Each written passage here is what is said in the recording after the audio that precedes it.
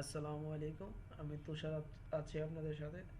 তো আজকে আমরা যে বিষয়টি নিয়ে কথা বলবো সেটা হচ্ছে আপনার এনআইডি কার্ডের নাম পরিবর্তন বা আপনার যত ইনফরমেশন ভুল থাকে সেগুলো কীভাবে আপনারা ঠিক করতে পারবেন ঘরে বসে। তো আজকে এই বিষয়টি নিয়ে কথা বলবো। তো প্রথমত আপনাকে যেটা করতে হবে সেটা হচ্ছে বাংলাদেশের এনআইডি সার্ভার যেটা আছে সেটাতে আপনাকে লগ ইন করতে হবে। তো এনআইডি সার্ভারটা হচ্ছে আপনার সার্ভিস ডট nidw.gov.bd। এখানে আপনার সার্ভারটি লেখার পরে যখন আপনি ইন্টার দেবেন সেক্ষেত্রে আপনার তাদের ওয়েবসাইটে চলে আসবে। ওয়েবসাইটটা পুরো আপনার এই যে এখান থেকে আপনাকে যদি আপনি রেজিস্ট্রেশন করে থাকেন সেক্ষেত্রে আপনি লগ ইনে ক্লিক করবেন, আর যদি রেজিস্ট্রেশন না করে থাকেন সেক্ষেত্রে আপনাকে রেজিস্টারে ক্লিক করতে হবে। তো রেজিস্টারে ক্লিক করার পরে আপনার রেজিস্ট্রেশন ফর্ম পূরণ করতে চাই এখানে ক্লিক করতে হবে। তো ক্লিক করার পরবর্তীতে আপনাকে এই সকল ইনফরমেশনগুলো আপনাকে ফিল আপ করতে হবে। তো এনআইডি নাম্বার যারা যারা এনআইডি কার্ডটা পেয়েছেন সেক্ষেত্রে তারা তাদের এনআইডি নাম্বারটা দিবেন। তো এখান থেকে প্রথমত আপনাকে সম্পূর্ণ কাজ করতে হবে। তো এনআইডি নাম্বারটা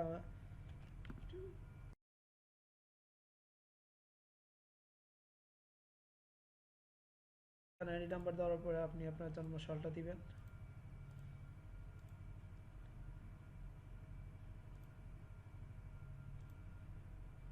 জন্মসাল দেওয়ার পরে আপনার মোবাইল নাম্বারটা দিবেন। মোবাইল নাম্বার দেওয়ার পর আপনি আপনার জিমেল আইডিটা দিবেন।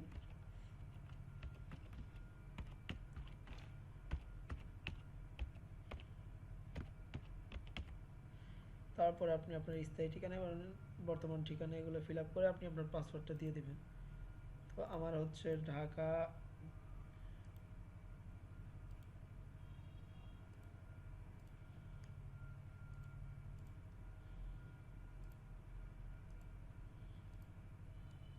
তারপর আমি পাসওয়ার্ডটা দিয়ে দিচ্ছি।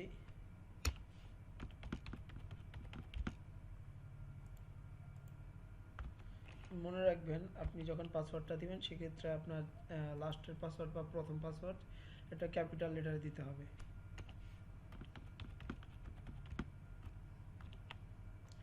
তারপর আপনাকে এই কোডটি দিতে হবে DSMDJWND। তারপর আপনাকে রেজিস্টারে ক্লিক করতে হবে। এই ক্ষেত্রে আপনার পাসওয়ার্ড আমার ভুল দেখাচ্ছে, তো আমি আবার পাসওয়ার্ডটা দিয়ে নিই।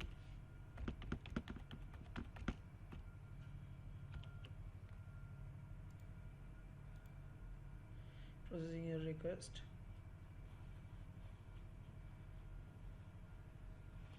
তারপর এখন আমার মোবাইলে একটি কোড আসবে, তো এই কোডটি আমাকে দিয়ে দিতে হবে।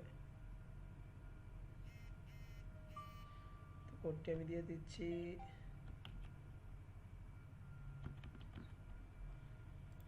রেজিস্টারে ক্লিক করলে কিন্তু আমার কিন্তু অ্যাকাউন্টটা অ্যাক্টিভ হয়ে গেছে। তো এখন আমাকে যেটা করতে হবে সেটা হচ্ছে আপনার এখান থেকে আমার যে জন্ম সাল এবং জন্ম তারিখ এটা আমার দিয়ে দিতে হবে।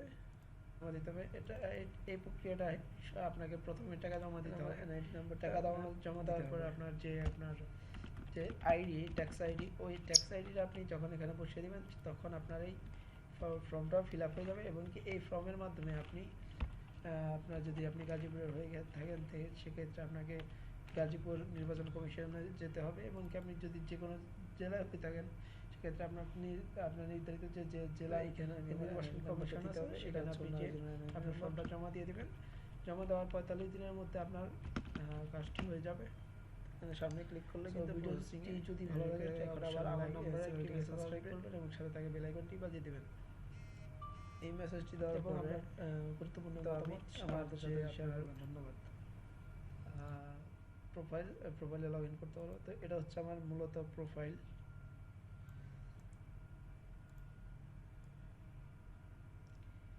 এটা হচ্ছে আমার মূলত প্রোফাইল। তো এই প্রোফাইলটাতে আপনার ঢোকার পরে আপনার যেটা করতে হবে সেটা হচ্ছে আপনি যদি ইনফরমেশন চেঞ্জ করতে চান সেক্ষেত্রে কার্ডের তথ্য পরিবর্তনে আপনাকে কার্ডের তথ্য পরিবর্তনে ক্লিক করতে হবে। তো কার্ডের তথ্য পরিবর্তন ক্লিকে যাওয়ার পরে আপনার যে কার্ডের তথ্য পরিবর্তন ফর্ম সেখানে ক্লিক করতে হবে। ক্লিক করার পরে আপনাকে যেটা করতে হবে সেটা হচ্ছে বর্তমান তথ্য এবং আপনার পরবর্তীতে তথ্য, যদি আপনি আপনার নামটি চেঞ্জ করতে চান সেক্ষেত্রে আপনার এখানে ক্লিক করে আপনার সাথে থাকা পরিবর্তনের ঘরে এখানে টিক দেওয়া যায়, সেখানে টিক দিয়ে দেবেন। যদি আপনার নাম ভুল হয়ে থাকে বা মাতার নাম বা পিতার নাম যার নামই ভুল হয়ে থাকুক না কেন, সেক্ষেত্রে আপনার এই ইনফরমেশনগুলো ফিল আপ করার পরে আপনাকে সাবমিট করতে হবে। তো আপনার ফর্মটা ফিল আপ করার ক্ষেত্রে আপনার যে ইনফরমেশনগুলো দেওয়া লাগবে সেটা হচ্ছে আপনার এসএসসি সার্টিফিকেট বা জন্ম নিবন্ধন নাম্বার, জন্ম নিবন্ধনের স্ক্যান কপি আপনি কিন্তু দেওয়ার পরে আপনি এটা সাবমিট করতে পারবেন। তো এক্ষেত্রে বলে নিই, আপনার এই ফর্মটা জমা দিবেন আপনি যে জেলার নির্বাচন কমিশন আছে সেই জেলায় আপনি যে এই ফর্মটি জমা দিবেন। জমা দেওয়ার 45 দিনের পর আপনার এই নামটি পরিবর্তিত হবে এবং আপনার তারা আপনাকে নামটি পরিবর্তিত হবে। তো ভিডিওটি যদি ভালো লেগে থাকে তাহলে অবশ্যই আমার চ্যানেলটিকে সাবস্ক্রাইব করবেন এবং সাথে থাকা বেল আইকনটি বাজিয়ে দিবেন। ধন্যবাদ এবং কমেন্ট করে আপনার গুরুত্বপূর্ণ মতামত আমাদের সাথে শেয়ার করবেন।